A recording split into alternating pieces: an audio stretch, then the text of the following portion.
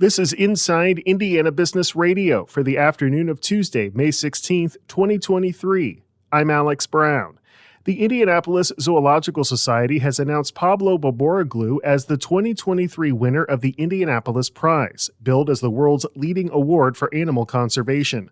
Boboroglu is the founder and president of the Global Penguin Society and calls receiving the award powerful. It legitimizes the work that I've been doing all my life to protect penguins, and it also validates that the actions that we're taking in conservation are aligned with the main priorities, the global priorities in conservation. The award recognizes and rewards conservationists who have made significant progress in saving an animal species or multiple species from extinction. Boboroglu will receive an unrestricted $250,000 award and will be recognized at the Indianapolis Prize Gala in September.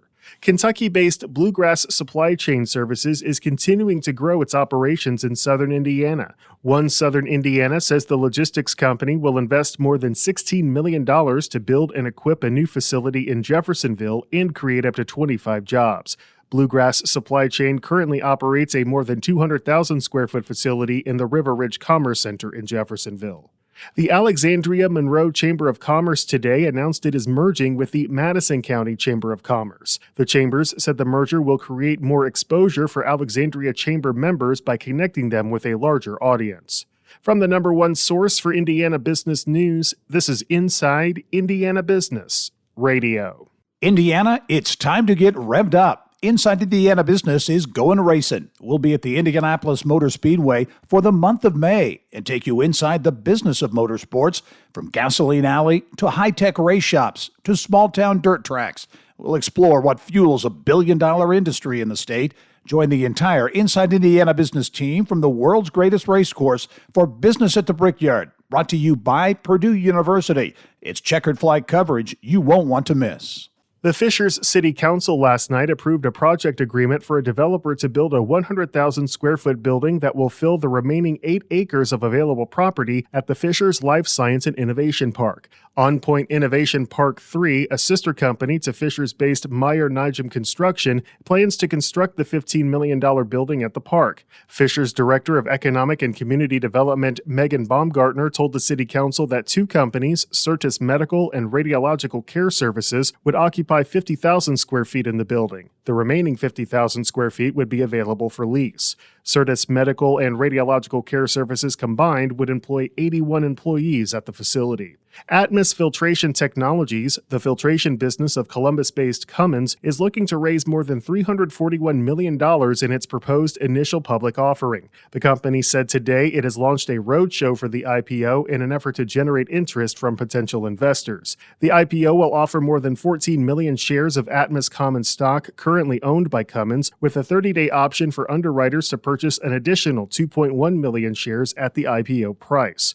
Atmos currently expects the IPO price to be between $18 and $21 per share. A start date for the IPO has not yet been announced. In April 2022, Cummins announced plans to spin off the Nashville, Tennessee-based business, then known as Cummins Filtration, which provides filtration products for trucks, off-highway industrial equipment, and power generation systems. Indianapolis-based Early Learning Indiana is looking for organizations that could share in $50 million in grant funding to support the development of children from birth through age 3. The Early Years Initiative is being funded by the Lilly Endowment, and Maureen Weber, CEO of Early Learning Indiana, said the organization aims to award about 200 grants. We hope that we'll see proposals that will strengthen families through home visiting programs and parenting training programs, that we will see opportunities to further expand supportive childcare, that we'll see programs that will help identify developmental delays and other needs earlier so that we can create responsive interventions. And then lastly, that we will help to really address what we know is a need for strengthening our early literacy all across the birth to 5 continuum. ELI expects to award grants ranging from $75,000 to $500,000, and proposals are due by June 15th. The organization said the initiative will have a focus on the needs of children in low-income households, children from communities of color, and children who are multi-language learners. Indiana Destination Development Corporation CEO Elaine Beadle is this week's guest on the Business and Beyond podcast with Gary Dick, presented by PNC, a weekly conversation with high-profile Hoosiers in business, sports, and entertainment, and beyond. Available now from your favorite podcast provider. I'm Alex Brown for Inside Indiana Business Radio on Demand.